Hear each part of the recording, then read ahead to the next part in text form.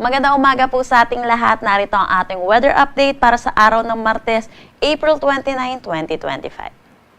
Meron tayong binabantayan na low pressure area dito sa loob ng ating Philippine Area of Responsibility. Kaninang 3 a.m. huli itong namataan sa line 695 kilometers east ng Davao City.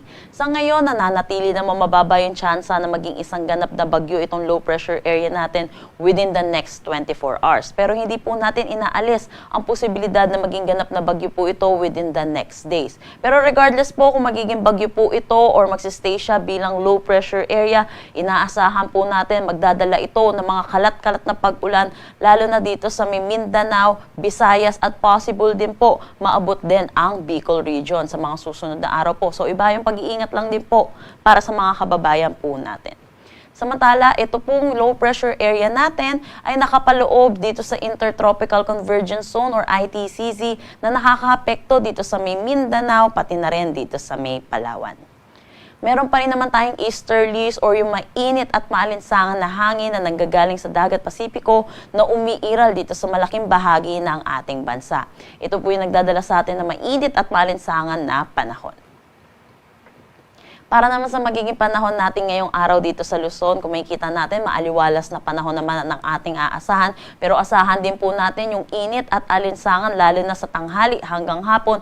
Kung may mga pag-ulan po ay panandalian lamang ito lalo na sa hapon at sa gabi, dulot ito ng mga localized thunderstorm. Ugaliin po natin i-check ang social media pages ng Pag-asa para sa mga nilalabas na thunderstorm advisory. Agwat ng temperatura for Metro Manila, 24 to 34 degrees Celsius, Lawag 25 to 33 degrees Celsius. For Tagigaraw, asahan natin ng 25 to 37 degrees Celsius, Baguio 17 to 26 degrees Celsius. For Tagaytay, 22 to 32 degrees Celsius, at Legazpi 25 to 32 degrees Celsius. Para naman dito sa may Caraga at Davao region, dulot na itong trough ng low pressure area, makakaranas sila ng maulap na papawiri na may mga kalat-kalat na pag-ulan.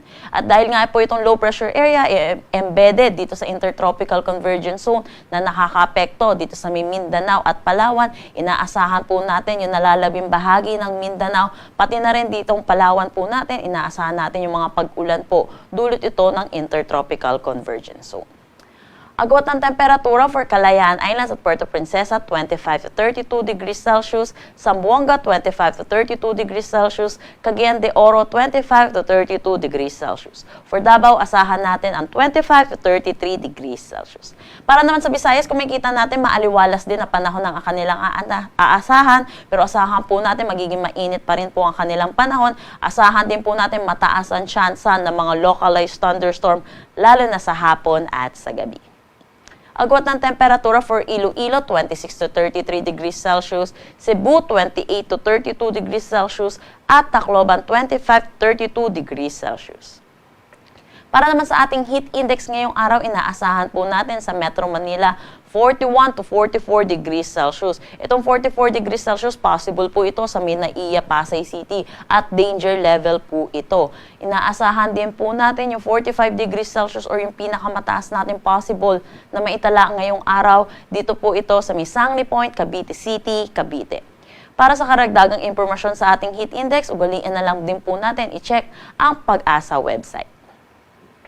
Wala naman tayong nakataas na anumang gale warning sa anumang seaboards ng ating bansa. Ang sunrise mamaya ay 5:35 a.m. at ang sunset mamaya ay 6:13 p.m.